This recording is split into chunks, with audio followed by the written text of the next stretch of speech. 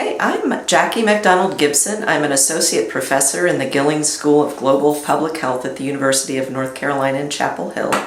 And today I'm going to talk about unequal access to city drinking water service in North Carolina. Now, why do we care about city drinking water service? It's because in the 20th century, the greatest gains in public health occurred when cities began building municipal drinking water treatment plants. Beginning in the early 1900s, cities began extending water lines to city residents and providing disinfected water to city residents. And this led to the eradication of diseases that had been the leading causes of death until then. But some people were left behind when these services extended. In the United States today, about 14% of our population doesn't have access to city water service. And in the state of North Carolina, the percentage is even higher. More than a quarter of residents lack city water service. There have been several case studies in North Carolina that have suggested that race may play a factor in whether or not people have water service in areas around cities. I'm going to give you one example of this. The example is in a community called Mebane in North Carolina. It's in the central part of the state, very close to major metropolitan areas of Raleigh-Durham, Chapel Hill, and the Piedmont Triad area. Now, Mebane has a population of about 11,000 people, and it has 3 African American communities that were founded by freed slaves right after the Civil War. Unfortunately, the city council over the years drew the boundaries of Mebane to intentionally exclude these 3 African American communities. And the reason was that by excluding these communities, the city wasn't obligated to provide any city services. So the community wasn't provided with water, with municipal water. Instead, community members relied on private wells. They didn't have sewer service, so instead relied on septic systems. They also didn't have police protection, fire protection, or road paving. At the same time, the city and the state enacted legislation that allowed cities and towns to control the allowable land uses in certain areas within a certain distance of the city boundaries. And this gave the cities tremendous power. They could decide, for example, whether new communities could be built in these areas or new industries. But the people who lived in these areas just outside the city boundaries were not allowed to have a say in these decisions. So as just an example, I'm going to show you a map of Mebane. And this map of Mebane shows the municipal boundaries of the city in yellow and the boundaries of what's called the extraterritorial jurisdiction in purple. You can see surrounding the yellow about 1 to 3 miles outside the city boundaries. This is area where the city council can completely control what's allowable for land use, but the people living in these areas don't get any city services. They also don't have the right to vote in the city elections. So what you can see in this map is that there are 3 African American communities. These are the ones that are shaded in medium and dark orange that were excluded over the years from being within municipal boundaries. So there are 3 communities, White Level in the top of the map, West End in the left side of the map, and Buckhorn Perry Hill in the right side. And I just want to mention that this map was prepared by the Cedar Grove Institute for Sustainable Communities in Mebane. Now what I'm going to show you on the next map is the same area. Here we show in green areas that have municipal sewer service. The water service lines look very similar, and what you can see is that the lines run throughout the area that's enclosed within yellow boundaries but bypass the African American communities.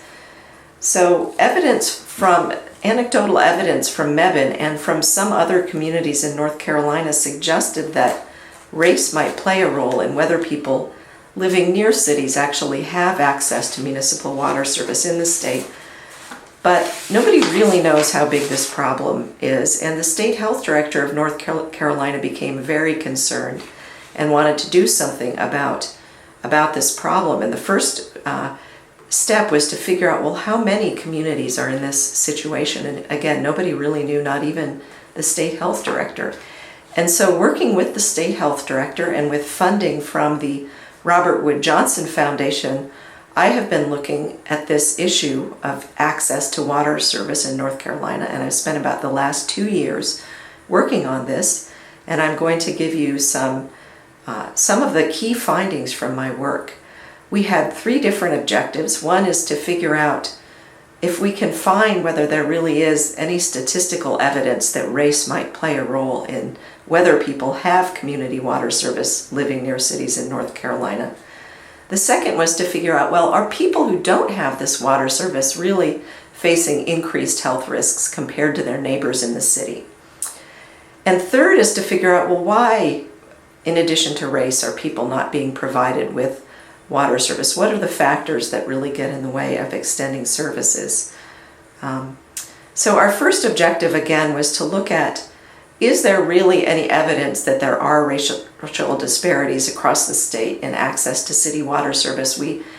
But prior to this research, just knew of a couple of case studies, the one in Mebane, another one in Pinehurst, but nobody really knew. So focusing on just one county, we focused on Wake County, which is where the state capital is located.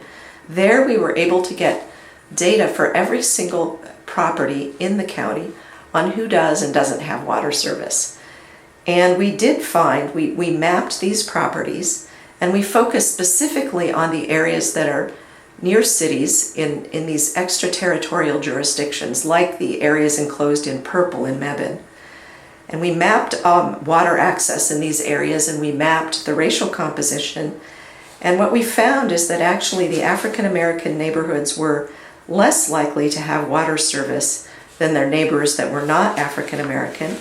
We found specifically that every 10% increase in the African American population in a neighborhood decreased the likelihood of having water service by about 4%. So there was statistical evidence that this practice exists, or that there are racial disparities that exist still to this day, even in Wake County, home of the state's capital. Now, our second objective was to figure out, really, are people who don't have city water service at increased risk of health problems? So we did 2 things to try to figure this out. First is, we went to homes in some of the excluded neighborhoods in Wake County, and we collected water samples, and we analyzed them for microbial contamination. Microbial contaminants are the things that can cause waterborne disease, which again was really a leading killer prior to the extension of municipal water and sewer services. And we found that 2/3 of the wells in these unserved homes in Wake County actually tested positive at least once out of 3 times for microbial contamination, whereas almost none of the city water samples, well fewer than 1%, tested positive. So there's evidence of microbial contamination in these areas that aren't served by water service. Second, we went statewide and we gathered data on why people are visiting emergency departments all across the state. And we matched that up with the quality of water that people are drinking, whether they have well water or city water. And we found that 26,000 emergency department visits per year could be prevented if people that don't have city water actually received city water. That's about 7% of emergency department visits for gastrointestinal illnesses across the state. So again, we found evidence that wells in these areas that don't have municipal water service do have microbial contamination, and this microbial contamination puts people at higher risk of gastrointestinal illnesses and probably other illnesses as well, although we didn't study those. And our third objective was to figure out, well, in this day and age, what are the things that are getting in the way of extending municipal water service to these unserved areas? What can we really do about this problem? And to begin exploring this, we interviewed people in 3 different communities in 3 different counties in North Carolina, communities where there are excluded neighborhoods that don't have water or sewer service. And we talked to mayors in these communities, county commissioners, county health directors. We talked to the local water utilities. We talked to citizens and others who are concerned with these issues. And altogether in these 3 communities, we talked to 25 people. And what we found was that everybody said that really what gets in the way of extending water service is lack of money. City governments are afraid that they will not make up the revenue or the costs associated with extending city services from the increasing tax revenue they would get by connecting these areas to water service. Furthermore, we found that the decision makers really don't recognize that there is a health risk associated with exclusion of these communities from water and sewer service. Very few people among the people we interviewed really understood that this was a health risk, and so they really weren't factoring health into their decisions as to whether to extend city and water service. So if they could be made more aware of health risks, and also if there were funding available to extend services, those 2 factors might go a long way towards beginning to resolve this problem. So just in summary, for the last 2 years, my team and I have looked at the problem of unequal access to water service in North Carolina. We found statistical evidence that race does play a factor in who does and doesn't have water service in the vicinity of cities and towns in Wake County. We also found that not having access to this important service actually increases people's health risks. And third, we found that the things getting in the way of solving this problem are people's lack of awareness that this problem does cause a health risk and lack of funding. And again, I wanted to acknowledge that this research was supported by a grant from the Robert Wood Johnson Foundation under the Mentored Research Scientist Development Program in Public Health Systems and Services Research. And I wanted to thank my current and former students for all of their work to support this research. And those students are Nick DeFelice, Jill Johnston, Julia Naiman, Frank Stillo, Hannah Leaker, Daniel Sebastian, David Gorelick, Daisy Wang, Uun Liang, Brenda Benavides, Yang Du, Anna Bellasiotis, and Jamie Sabo, and Joe Strasser. Thank you very much.